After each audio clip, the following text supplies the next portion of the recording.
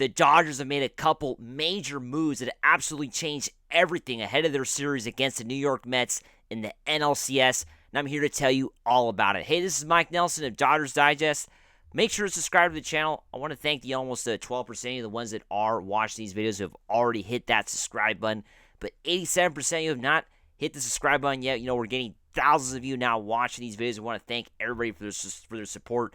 Myself and Brad J are bringing you everyday Dodger videos as, of course, the NLCS kicks off tonight. But we're going to be bringing you those videos every single day, hopefully, as we go through the World Series and into the offseason. So make sure to hit that subscribe button today. Your support goes a long way. Let's get right into it. Of course, we now have an NLCS roster. That's right. The NLCS roster was just dropped by the Dodgers less than an hour ago ahead of their matchup in Game 1 of the NLCS, which is tonight against the New York Mets, 5 p.m. start here at Dodger Stadium.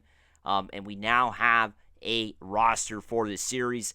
And, of course, there was a couple big, news, big additions here, as we now know that Alex Vesia, who we, of course, talked about yesterday on the channel, he is not going to be part of this team in the NLCS. He will not be on the roster. And now also Miguel Rojas. Miguel Rojas will not be part of this team during the NLCS. He has been left off the roster. Brett Honeywell is in, the relief pitcher, and Kevin Kiermaier. That's right, Kevin Kiermaier, the late addition from the Dodgers during the trade deadline, has been added to the Dodgers roster for the NLCS. This is absolutely massive news, to say the least, for the Dodgers. As we know, Miguel Rojas is a leader in the infield, of course, dealing with injuries right now. Of course, a veteran player, of course, an older player who is, had injuries in his career and now, unfortunately, is dealing with them here in the playoffs, an abductor strain. And as we know, Vesia injured as well. We talked about yesterday on the channel. Dave Roberts basically told the press yesterday that he was not going to be on the roster, and today that has been confirmed. The Miguel Rojas story is definitely something we did not know for sure, but now him being left off the roster, well, somebody had to come in, and that, of course, is Kevin Kiermaier. Taking a look at Miguel Rojas' stats, he, of course, statistically, this is the 2024 season, had, only 6 home runs, batted at 36 RBIs. He didn't have, of course, a huge statistical season, but it was more about what he did, just as a leader, right? The guy was a big leader, to say the least, I think, for the Dodgers. In the infield, you could see all the time whenever there was an infield meeting between all the infielders, it was Miguel Rojas leading the way. Also, he was always kind of giving that extra confidence to the pitcher whenever the pitcher ran into issues, which you're going to run into issues, unfortunately, in the Major League Baseball playoffs. Miguel Rojas is that guy. Of course, Rojas is still going to be around with the team. You're going to see him for sure in the dugout, cheering on his teammates, and also, of course, talking to the rest of the players, being that manager that I think Rojas is going to be someday. He already looks like a Major League manager when he's out there talking to his teammates, which is pretty awesome. He's still, wearing a uniform, right? He's still a player right now, but he already looks like he's going to be a Major League manager, which is absolutely awesome. Maybe someday he can manage the Dodgers. I would like that. I think you guys would like that too. But anyway, Rojas is not going to be part of the team of the NLCS. Just a big loss. I kind of feel bad for the guy because I know he wants to win a World Series. He wants to be part of it. Hopefully he can get healthy for the World Series, which is, I think, everybody would hope for. Hopefully he can get, fully well, and he could take back his spot on the team come World Series time, which the Dodgers are 4 wins away from doing that. So hopefully that can happen. Now, what Rojas out. What exactly does this mean, of course, for the Dodgers, right? Well, they're going to get, of course, Kevin Kiermaier. Taking a look at his stats, he had a rough year, to say the least. With the Dodgers, of course, only had 34 games. He came in, trade deadline, only hit 203.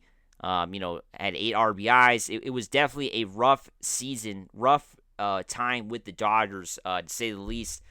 Kevin Kiermaier, of course, is an outfielder, so you might be wondering, so who's going to play in place of Rojas at shortstop? Well, that's when Tommy Edman is going to come in. This is, of course, from TrueBlueLA.com. Shortstop Miguel Rojas has a torn abductor muscle, and of course missed the final 2 games of the division series after exiting Game 3 in the 3rd inning. So Tommy Edman, that's right, Tommy Edman, another player the Dodgers acquired at the deadline. And of course Kevin Kiermaier also being added to the roster. Now Tommy Edman is a great fielder as well. Of course, I think Miguel Rojas definitely is a better fielder. I mean, come on, the guy has been one of the best fielders in baseball, period. In terms of just his stats and, not making errors. The guy has been one of the best in the league, playing at an all-star level at that position, right? So don't get me wrong, Miguel Rojas is one of the best. So Tommy Edman definitely has some big shoes to fill. He of course has more of a bat. But, you're going to have to now find, as Edman is going to get out of the outfield and go into the infield, that's when Kevin Kiermaier is going to have to move in and play, right? Most likely. And that's going to be the big question mark on how that is going to shape out. We'll see if he starts. He's probably going to definitely start some of the games, not probably all the games, but he will be part of this team for sure. And, Kevin Kiermaier, going back to the time when the Dodgers acquired him, and, late, was it July, when the Dodgers chose to keep Kevin Kiermaier instead of Jason Hayward, right? Jason Hayward was released, was designated for assignment. Of course, the Astros picked him up. And, I don't know. That was a big decision, right? Because Jason Hayward was a great pinch hitter for the Dodgers, and the Dodgers would love to have a pinch hitter right now. That, of course, is going to be Kevin Kiermaier now. And Kevin Kiermaier hasn't had a very good season offensively. We knew that going in, that he was going to contribute more with his glove, with his defense. And I don't know. I personally would have kept Jason Hayward in hindsight now and released, designated Kevin Kiermaier for assignment.